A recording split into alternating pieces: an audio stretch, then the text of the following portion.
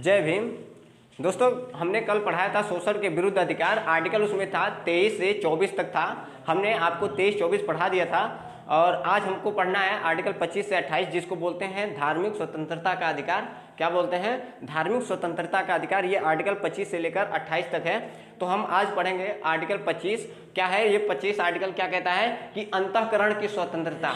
अंतःकरण की स्वतंत्रता का मतलब आपको बता दें कि अंतःकरण का मतलब आप अंदर, अपने अंदर ही अंदर कि आप किसी भी धर्म को मानिए या किसी धर्म को जानिए। जैसे कि आप हिंदू हो, मुस्लिम को मानते हो, आप मुस्लिम हो, हिंदू जो हिंदू अच्छा काम कर रहा है उसको मानते हो, तो आप किसी भी धर्म को मान सकते हो। इसीलिए अंतःकरण मतलब अंदर से आप मान सकते हो। लेकिन एक बात याद रखिएगा कि धर्मांतरण, आप उस धर्म को ग्रहण नहीं कर सकते हो। क्या बोला मैंने? धर्मांतरण। क्या बोला? धर्मांतरण। आप किसी भी धर्म को ग्रहण नहीं कर सकते हो। ये आर्टिकल किसमें कहा है? 25 में। आप धर्म, किसी भी धर्म को मानिए। मैंने बता दिया ना मोटे शब्दों में, आप किसी भी धर्म को मानिए, कोई फर्क नहीं पड़ता है। आप उसके सॉन्ग को सुनिए, आप किसी चीज को सुनिए, ये आपका आजादी है, छूट है। आप किसी भी धर्म को मानिए, आर्टिकल 25 में ये। और उसी में कहता है कि धार्मिक कार्य कर सकते हैं। क्या कर सकते हैं? आप कोई भी धार्मिक कार्य कर सकते हैं। जैसे कि आप कोई भी फेस्टिवल मना सकते हैं। फेस्टिवल का मतलब फॉर एग्जांपल आप होली मनाइए, आप दीपावली मनाइए, और आप मान लीजिए कि ईद, बकरीद और क्रिसमस मनाइए। ये आपको आज़ादी कौन देता है? अनुच्छेद 25 ही देता है। क्या बोला मैंने?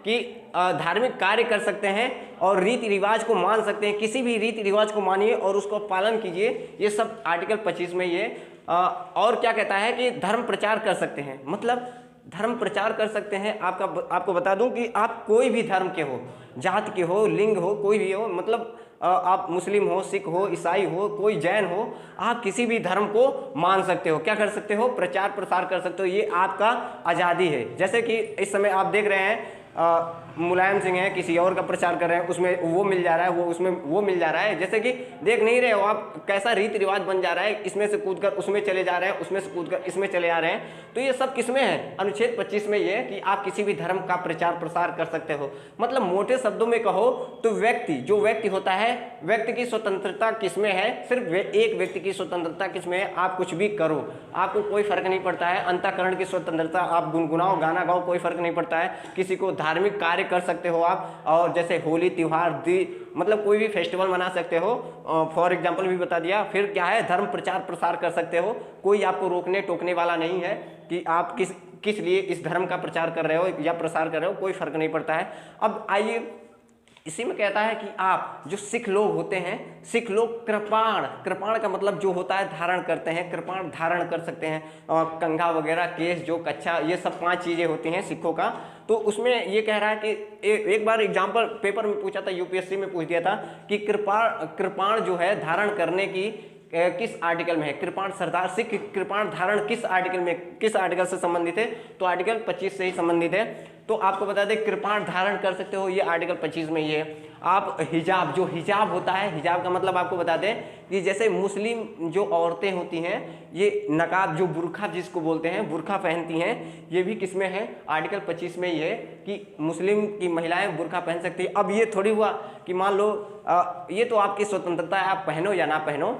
तो मान लो कि वो 10,000 का पहनी है, 20,000 का पहनी है, उस पर बुरखा पहनेगी तो उसका तो सब फैशन बेकार हो जाएगा ना। तो क्या है ये हिसाब? क्या है? हिजाब। मतलब आप बुरखा पहन सकते हो, आपको आज़ादी है।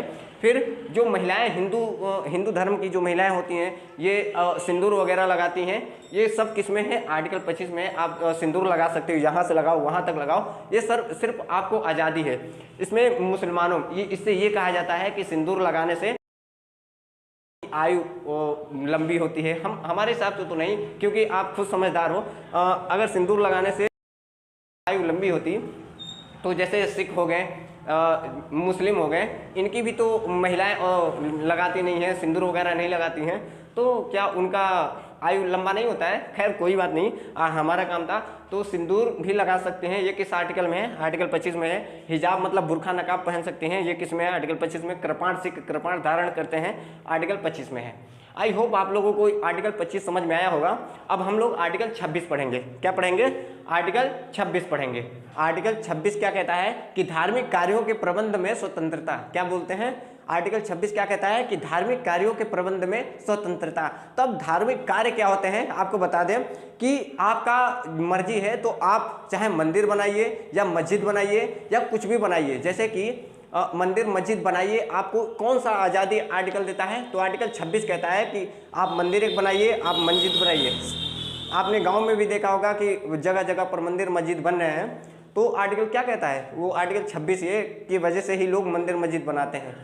आपको एक बात बता दें कि जितना आजकल मंदिर हो गए हैं ना, मस्जिद हो गए हैं, उतना अगर उसके जगह पर स्कूल होता ना तो अपना भारत होता और यहाँ के लोग वैज्ञानिक बनकर और शिक्षित लोग ज़्यादा होते। लेकिन क्या है, हमें क्या उससे, सब यही सोचते हैं। तो सबसे ज़्यादा मंदिर मस्जिद वगैरह बनाया जाता है, ये आज़ादी दे देता है आर्टिकल 26। इसीलिए लोग इसका गलत फ़ायदा उठाकर सबसे ज़्यादा मंदिर मस्जिद घर घर बना रहे हैं। अगर उसी की जगह पे स्कूल बना देते ना तो हमारे समाज के और हमारे गांव के, हमारे देश के बच्चे बहुत टैलेंटेड हो जाते। तो आर्टिकल क्या है 26, मस्जिद बना सकते हो और उसमें संपत्ति भी लोग देखते नहीं हो, दान दक्षिणा करते हो तो उसमें डिब्बे डिब्बे भर जाता है, तो संपत्ति भी रख सकते हो। ये कौन आर्टिकल कहता है? 26 कहता है। लेकिन क्या कहता है कि जब उसमें संपत्ति रखते हो तो उसका वैधानिक खर्च करो। क्या करो?